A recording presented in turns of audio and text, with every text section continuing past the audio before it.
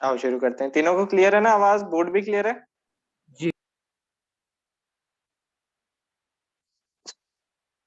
मैं गोपाल, तुम दोनों को भी क्लियर है बोर्ड? हाँ।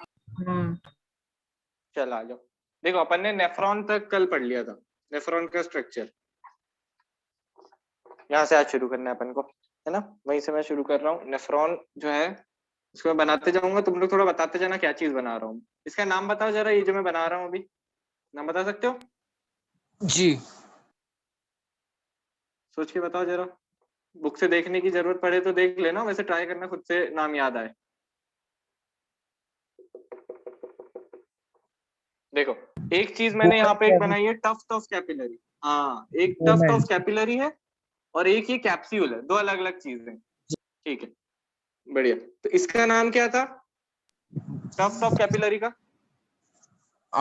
जी से था। हाँ हाँ सोचो, बुक की हेल्प लो थोड़ी, देखो जरा बुक से देख के बताओ। बोलोगे तुम तो तभी याद होगा। ग्लोमेरुलस कुछ ऐसा है। हाँ हाँ हाँ सही है, ग्लोमेरुलस।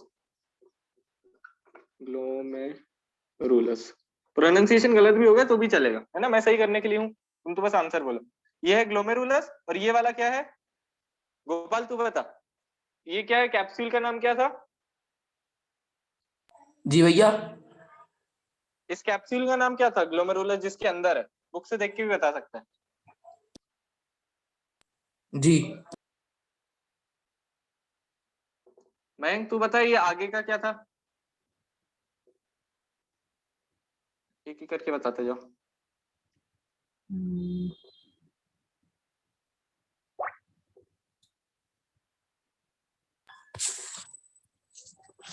आगे का मैं बताऊं? कैप्सूल था क्या? रुक जा, रुक जा। हाँ कौन सी कैप्सूल थी? उसका नाम देख, एनसीईआरटी में लिखा। वो बी से ठीक है कुछ ठीक है, था। बता।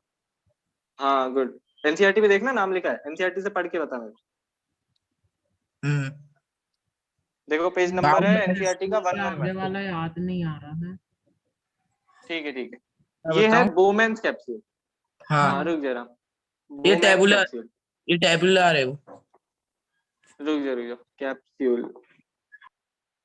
टेबुलर नहीं, ट्यूब्यूलर है ना, ट्यूब है, ट्यूब्यूलर। ठीक है, तो ये एक बार क्या होता है, यहाँ पे एक आर्टरी होती है, थोड़ा सा समझा देता हूँ मैं। क्या है यहाँ पे जो आती है उसको क्या बोल रहा है? एफरेंट। ये चीज याद है ना? और जो जाती है उसका जी नाम क्या था? ईफरेंट। ठीक जी। है, तो ये होगी एफरेंट आर्टीरियोल। आर्टरी थोड़ी ना होगी, आर्टीरियोल होगी, बहुत पतली सी होगी जो कि यहाँ पे आएगी। और ये होगी इफरेंट आर्टीरियोल। और यहाँ पे क्या करती है, ये आर्टीरियोल से बन जाती है कैपिलरी। बहुत छोटी छोटी कैपिलरीज होंगी, पतली कैपिलरीज, उनका नाम क्या देंगे अपन?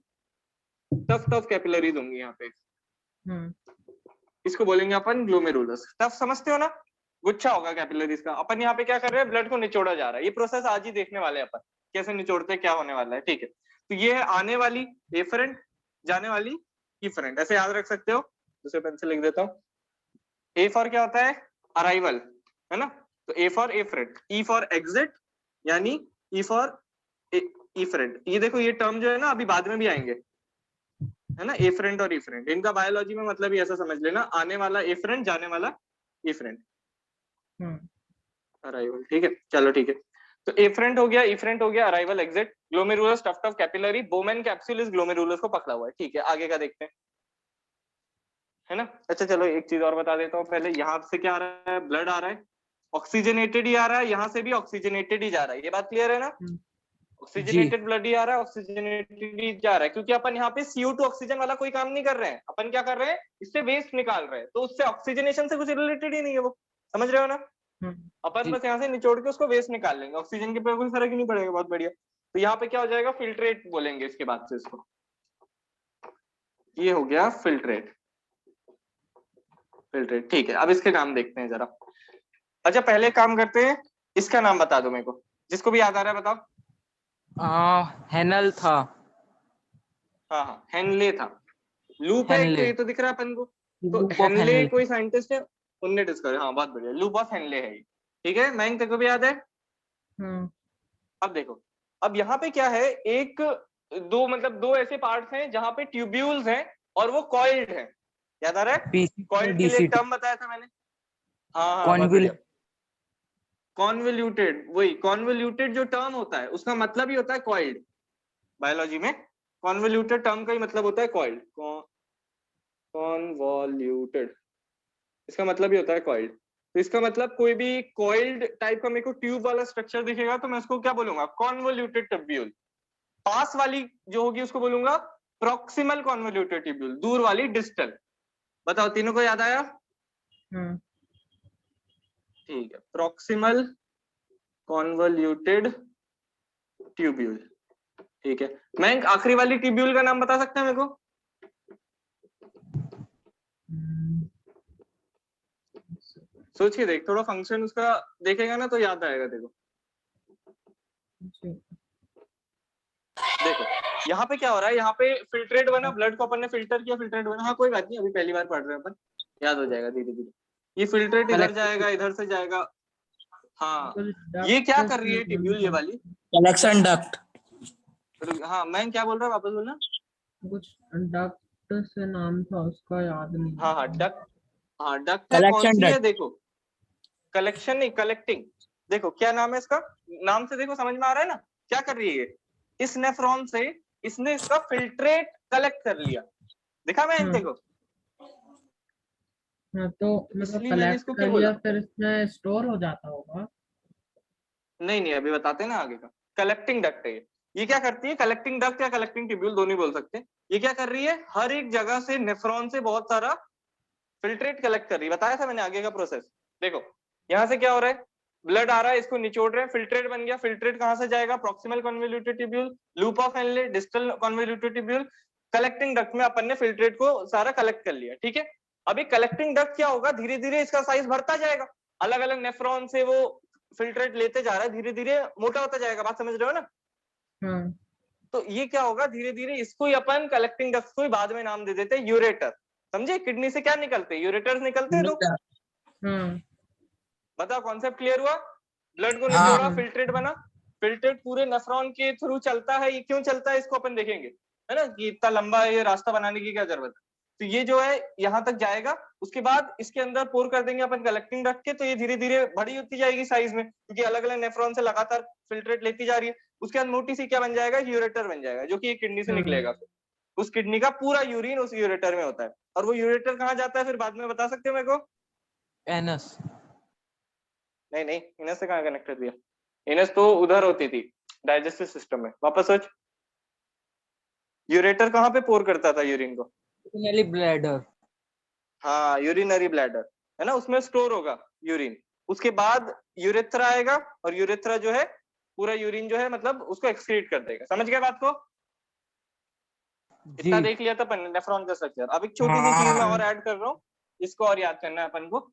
यहाँ पे तुम देख पा रहे हो, एक ग्लोमेरुलस है और एक ये बोमेंस कैप्सूल है ना। अब ये जो मैं चीज बता रहा हूँ, ये एनसीईआरटी में नेम नहीं दिया, पर वो कभी कभी वो बोर्ड्स में इस नाम को यूज हाँ कर चुके हैं, इसलिए बता देता हूँ।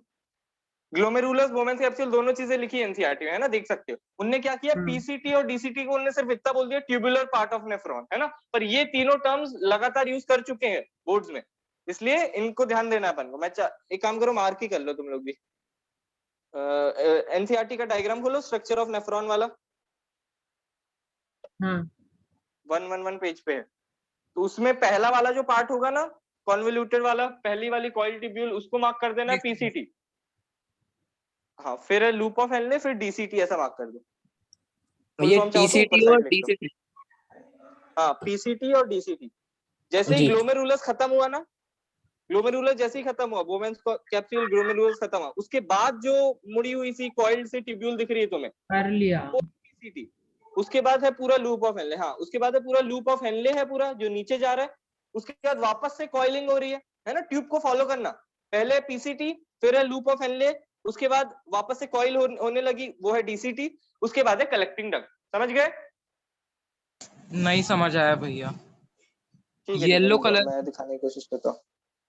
वो क्या पूरा येलो है ना, देखो देखो डायग्राम देख पा रहे हो मेरा? मैं ही मार्क कर दूं जी। क्या? चलो एक सेकंड, पेंसिल हाँ लाने दो मेरे को कहीं से, एक सेकंड रुको।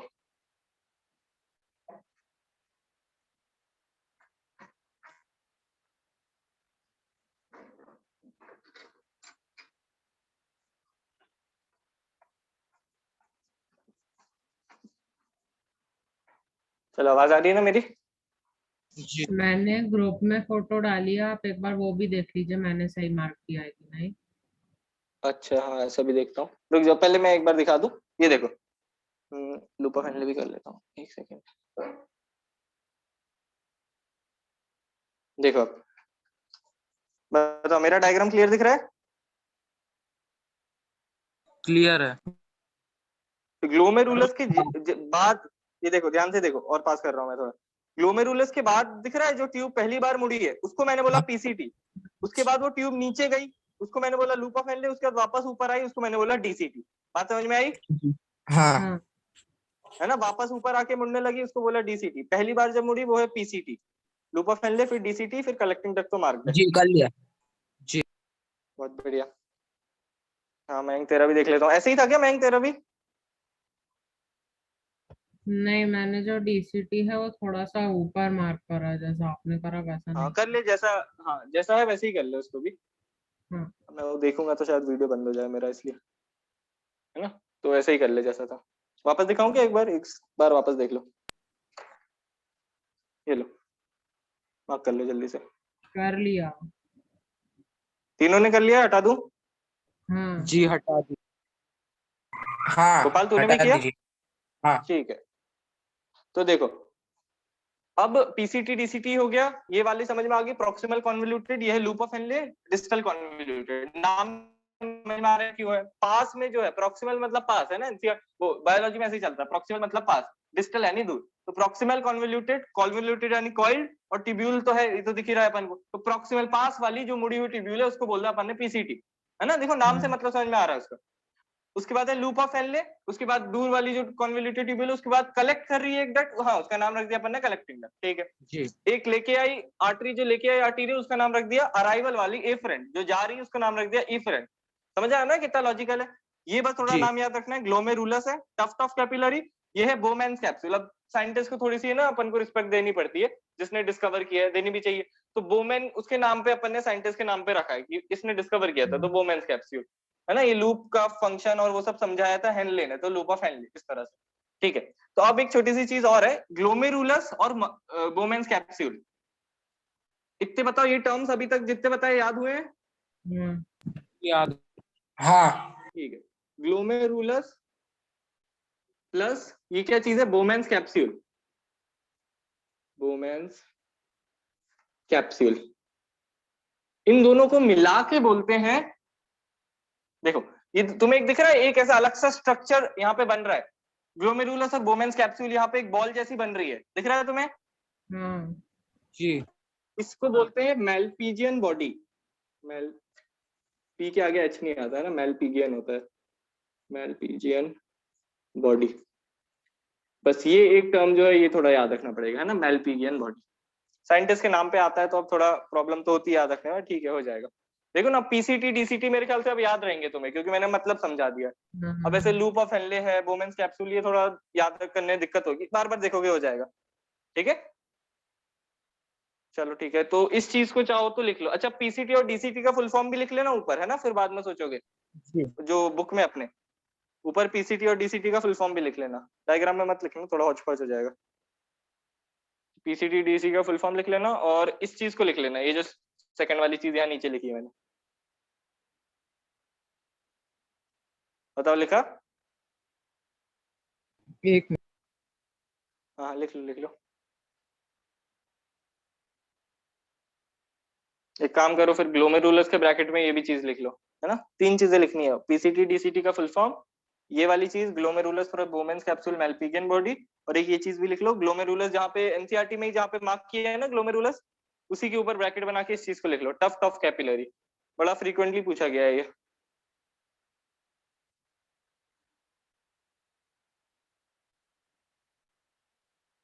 हो जाए तो बोल देना। जी हो गया। मैं गोपाल तुम दोनों का भी हो गया? बस एक सेकंड, ग्लोमेरुलस का ही लिख रहा हूँ। ठीक है, गोपाल तू हाँ भी हो लिख गया। रहा है? हो गया, ठीक है। हाँ भैया हो गया। चलो ठीक है, बताओ मिटा दूं? अभी तक का पूरा समझ में आ चुका है अपन को? हाँ हाँ ठीक है, अब देखो एक जरा। मिनट। हाँ अरे स्क्रीनशॉट भी तो लेना होगा इसकी सारी। जरूरत नहीं है, रुको इसकी रुको मैं जरूरत। रुक जा कन्वोल्यूटेड। रहने दीजिए, वो ये ले लिया मैंने, मैं भेज दूंगा। ठीक है हाँ वापस ले लो एक बार, छोटा सा ही मिटाया था मैंने, ले लो वापस से ले लो। जी ले लिया। ले लिया तीनों ने? हाँ हाँ मैं भूल ही गया, चलो ठीक है। आ जाओ हाँ। अब देखो क्या है, ये जो अपन ने पढ़ी अभी तक ये क्या थी, एनाटॉमी थी। याद है मैंने दो चीजें बताई थी तुम्हें, है ना, तीन बताई थी एक्चुअली, कि एनाटॉमी होती है, मॉर्फोलॉजी होती है और फिजियोलॉजी होती है ना। किसी भी चीज के बारे में अपन पढ़ते हैं, ह्यूमंस के बारे में ही पढ़ते हैं, तो मैं पढ़ूंगा एनाटॉमी उसकी। एनाटॉमी यानी मैंने उसके स्टमक का स्ट्रक्चर पढ़ लिया ढंग से, है ना। कोई भी चलो ऑर्गन उठाते हैं, जैसे लंग्स है, तो मैं लंग्स का बाहर से उसका पूरा स्ट्रक्चर देख लूंगी, कितने पार्ट्स हैं, रिब से कवर्ड है, ऊपर से पीछे साइड उसके बैकबोन होती है लंग्स की, तो ये सब होगी उसकी मॉर्फोलॉजी। मैं उसके अंदर से उसको फिर एनाटॉमी जब मैं पढ़ता हूँ तो उसमें काटना पड़ता है मेरे को चीजों को। जैसे अपन ने लीफ का याद है क्रॉस सेक्शन देखा था, जी वो क्या थी, वो एनाटॉमी थी, है ना। अपन उसके बारे में फंक्शन नहीं पढ़ रहे थे कि क्या काम हो रहा है, वो सब नहीं पढ़ रहे थे अपन, बस इतना पढ़ रहे थे कि लीफ जो है उसका काट के मतलब अंदर क्या क्या चीजें होती है, ये होती है एनाटॉमी। और तीसरी चीज होती है फिजियोलॉजी। फिजियोलॉजी में क्या पढ़ते हैं, कैसे काम कर रही है चीजें, समझे बात को। जैसे अपन ने फिजियोलॉजी पढ़ी थी पूरी डाइजेशन की, याद है ना, अपन ने पढ़ा था सारे रिएक्शन कैसे होते थे, बक्कल कैविटी में क्या होता था, स्टमक में जाके किसका डाइजेशन होता था, वो सब था फिजियोलॉजी, प्रोसेसेस जो होते हैं। बताओ टर्म समझ में आई पहले? हाँ। जी अब जो अगला टॉपिक है वो है फिजियोलॉजी ऑफ यूरिन फॉर्मेशन। अभी एनसीईआरटी में ऐसे हेडिंग्स नहीं मिलेंगी अलग से लिखी हुई, वो सब एक ही पैराग्राफ में लिख देती है एनसीईआरटी। देखो छोटी छोटी चीजें हैं ना, वो हेडिंग बड़ी सी होती है, उनमें चीजें बहुत कॉन्सेप्ट छोटे मोटे ही होते हैं। देखो सबसे पहला जो चीज है वो है, तीन स्टेप्स है मतलब बेसिकली, है ना।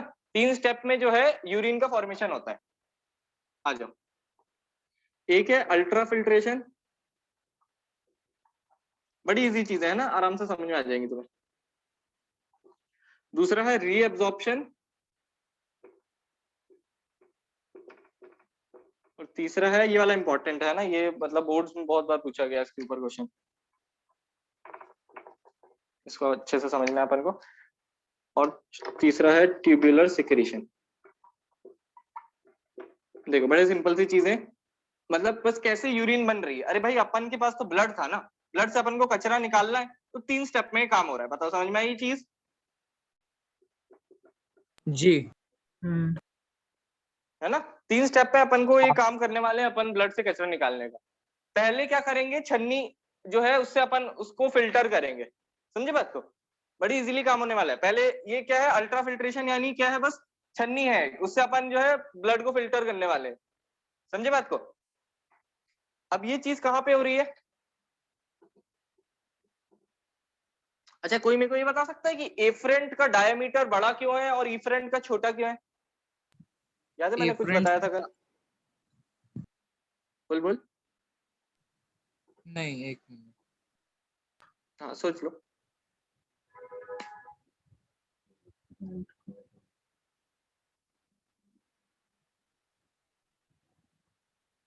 हाँ मैं, तू कुछ बोल रहा था?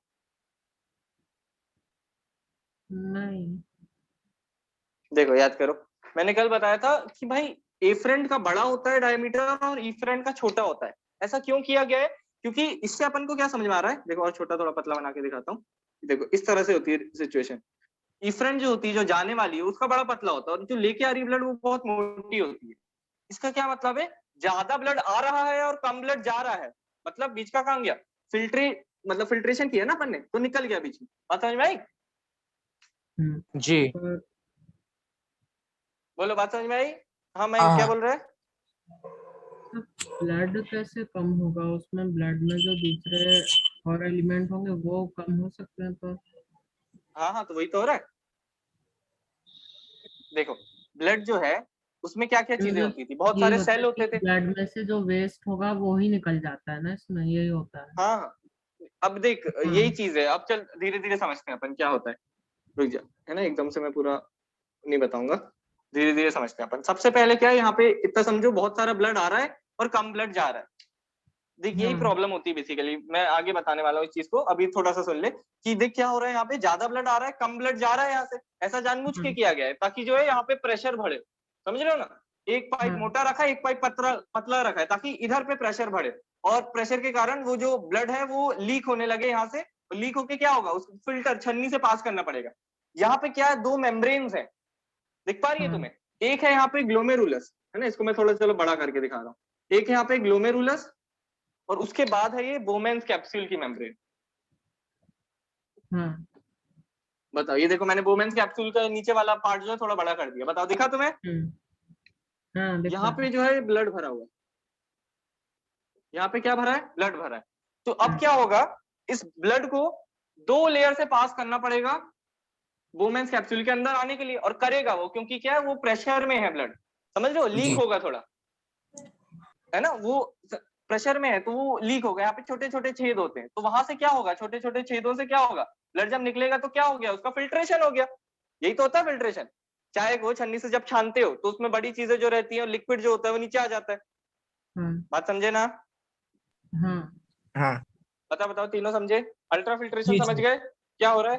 हाँ। कि ये जो है ग्लोमेरुलस जो है और बोमेन्स कैप्सूल जो है, इनकी दो मेम्ब्रेन्स है। ग्लोमेरुलस की तो मेम्ब्रेन क्या होगी, कैपिलरी है, वो तो टफ्ट ऑफ कैपिलरी है, झुंड है। तो वहां पे क्या है, ये कैपिलरी की मेम्ब्रेन, और बोमेन्स की थोड़ी सी स्पेशल होती है ना, वो सब स्ट्रक्चर नहीं पढ़ना अभी तुम लोग को। पर ये जो मेम्ब्रेन्स है दोनों, ये बेसिकली छन्नी का काम कर रही है। इन दोनों से निकल के जब ब्लड आएगा तो वो उसके सेल जो होंगे ब्लड के, याद है दो पार्ट्स होते थे ब्लड के, प्लाज्मा और ब्लड सेल्स, याद आया ये चीज?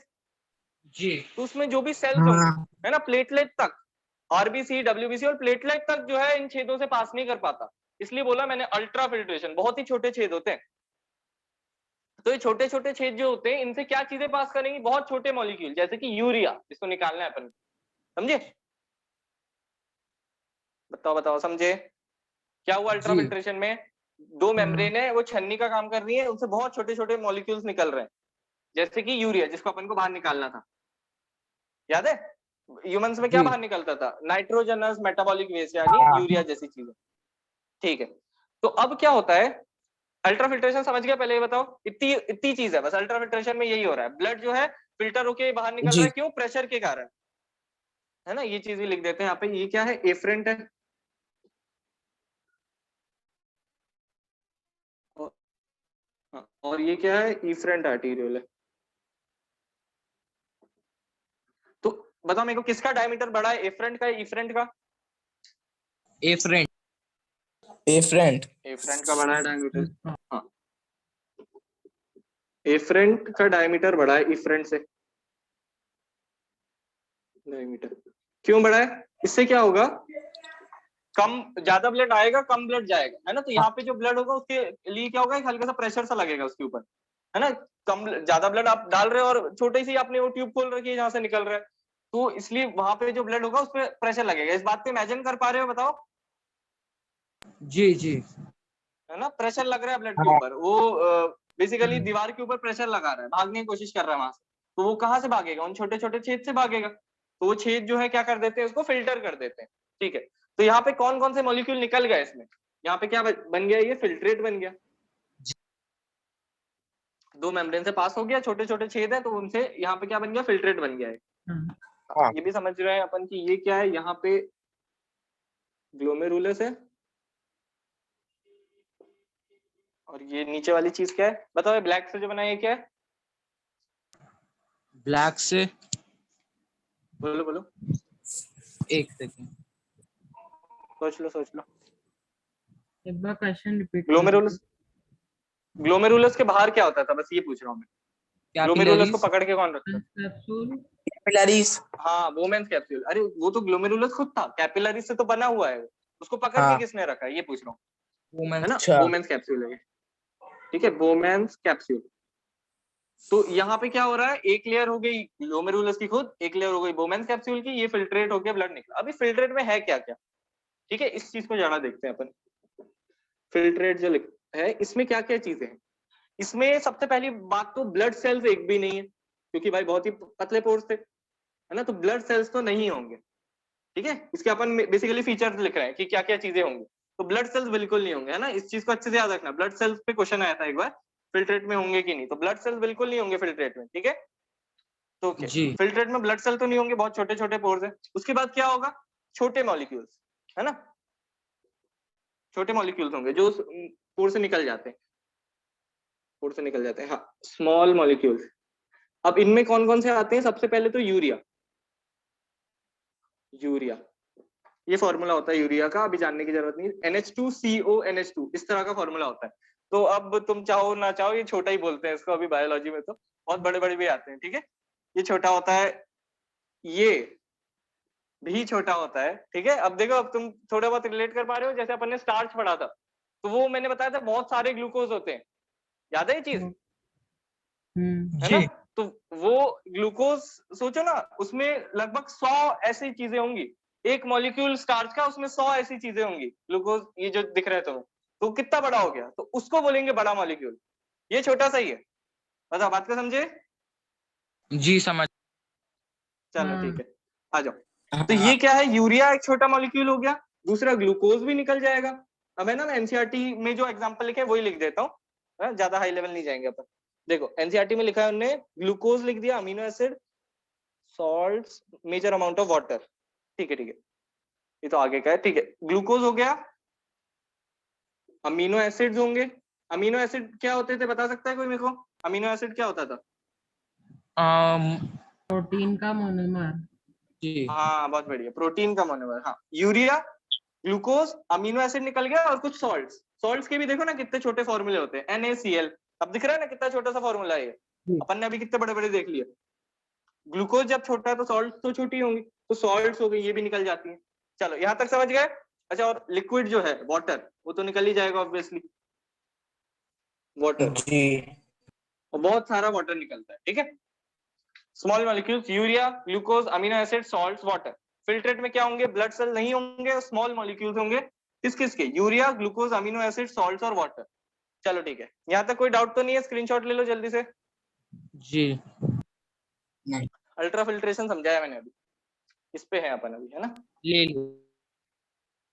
ठीक है, ले लिया दोनों ने? बाकी हाँ, मैं तूने भी लिया? मिटा दूं? हाँ। ठीक है, ले अब लिया देखो, भैया। अल्ट्रा फिल्ट्रेशन, हाँ अल्ट्रा फिल्ट्रेशन हो गया। इसके बाद अल्ट्रा फिल्ट्रेशन से कहां तक पहुंचे अपन, कि भाई ग्लोमेरुलस में ब्लड हाई प्रेशर में है, वो छोटे छोटे छेद से निकला और फिल्ट्रेट बन गया है, उसमें ब्लड सेल्स नहीं होंगे, छोटे पोर से छोटे छोटे मॉलिक्यूल्स होंगे उसमें, urea, glucose, amino acid, salts और वाटर जैसे। चलो ठीक है, इसको देखते हैं जरा आप। जी अब देखो, अब तुम्हें फिजियोलॉजी का मतलब समझ में आ रहा है ना? अपन अब प्रोसेस पढ़ने लगे कैसे हो रही है वो चीज। पहले अपन बस नाम रट रहे थे पागलों से, लोग क्या उसको ही बायोलॉजी समझ लेते हैं कि बस नाम नाम होते हैं, प्रोसेस बहुत अच्छी होती है बाकी की। आ जाओ, तो अल्ट्रा फिल्ट्रेशन हो गया, अब अपन रीअब्जॉर्प्शन पे आ गए, ठीक है। रीअब्जॉर्प्शन में क्या होने वाला है, अब सोच के देखते हैं थोड़ा। फिल्ट्रेट जो था, वापस से लिख रहा हूं मैं, फिल्ट्रेट में क्या चीजें थी? ब्लड सेल्स नहीं थे, याद है अपन को? इसमें था यूरिया, ग्लूकोज, अमीनो एसिड्स, और बोलते जाओ, अमीनो एसिड और क्या था? बोलो बोलो। सब फॉल्ट्स। हाँ सॉल्ट, और बहुत सारा पानी था, जी ठीक है। अब थोड़ा सोच के देखते हैं अपन, ग्लूकोज वेस्ट है क्या मेरे लिए? सोच के बताओ मेरे को। नहीं। नहीं भाई, उसको तो अपन कितनी मुश्किल से अपनी बॉडी में इंजेस्ट करते हैं, है ना? उसको हाँ, फेंक थोड़ी ना देंगे। अमीनो एसिड मेरे लिए वेस्ट है क्या? नहीं, मैंने डाइजेस्ट करके इतनी मुश्किल से अमीनो एसिड बनाए थे, है ना? सॉल्ट्स भी बहुत काम की होती है अपनी बॉडी में, अब तो मैं नहीं पता, पर सॉल्ट्स भी बहुत काम की होती है। वेस्ट तो भाई यही है सिर्फ। और वाटर भी थोड़ा सा मेरे को निकालना पड़ेगा, क्योंकि जो यूरिया है वो ना घुलता है, यानी उसको ऐसे नहीं निकाल सकते आप। चलो मैं थोड़ी सी एक चीज बता देता हूँ, ये मैं ऐसे ही बता रहा हूँ बस, है ना, लिख नहीं रहा क्योंकि बिल्कुल काम की नहीं। देखो 3 तरह के एनिमल्स होते हैं, बस सुन लेना, ठीक है। Ammonotelic, ureotelic, uricotelic. हमें बताई थी 10th में, पर अभी मैं तुम लोग के लिए हटा रहा हूँ क्योंकि मैंने देख लिया काम की नहीं थी ये चीज। अमोनोटेलिक यानी वो होते हैं जो कि अमोनिया रिलीज करते हैं। एक सेकंड रुकना, देखो जी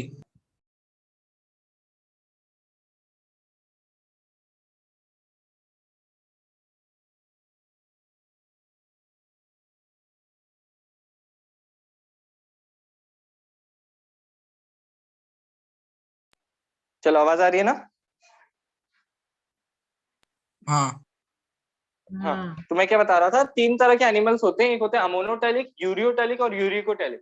अमोनोटेलिक क्या करते हैं? अमोनिया रिलीज करते हैं अपनी बॉडी से, अमोनिया जो होता है NH3 वो पूरी तरह पानी में घुल जाता है, उसको बिल्कुल मतलब बहुत सारे पानी की जरूरत पड़ती है उसको अमोनिया को रिलीज करना है। तो जैसे मछलियां होती है वो अमोनिया रिलीज करती है क्योंकि उनके आसपास पानी ही पानी है, तो वो बहुत सारा पानी का वेस्ट अफोर्ड कर सकती है। ये बात पकड़े कि पकड़ में आई बात, क्योंकि बहुत सारा पानी वो वेस्ट कर सकती है क्योंकि उनके आसपास पानी ही पानी है।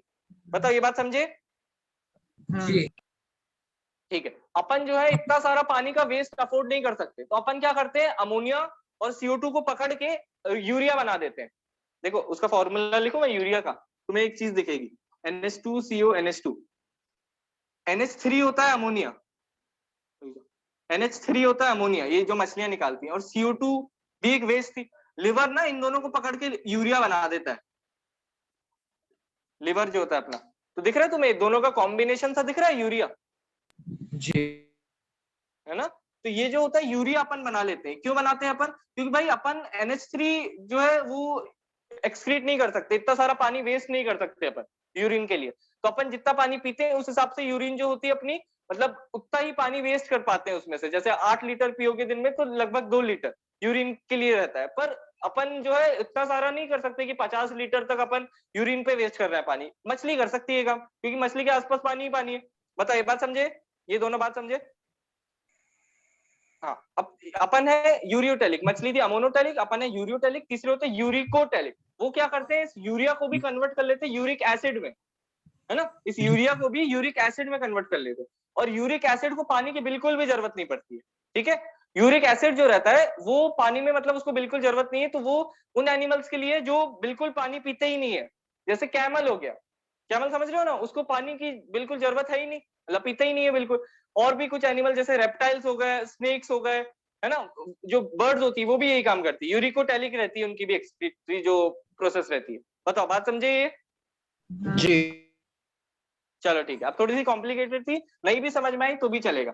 मैं चाह रहा था थोड़ा सा ना अपन टच में रहते हैं हाई लेवल के, तो ये चीजें अपन को थोड़ी आसान लगती है। फिर आ जाओ, यूरिया और वाटर, यही मेरे को एक्सक्रीट करना है। वाटर मेरे को थोड़ा सा देना ही पड़ेगा क्योंकि यूरिया जो है ये थोड़ा घुलनशील है, मतलब घुल के ही अपन इसको निकाल सकते हैं, ऐसे नहीं निकाल पाते। बताओ बात समझ गए ये वाली? वाटर में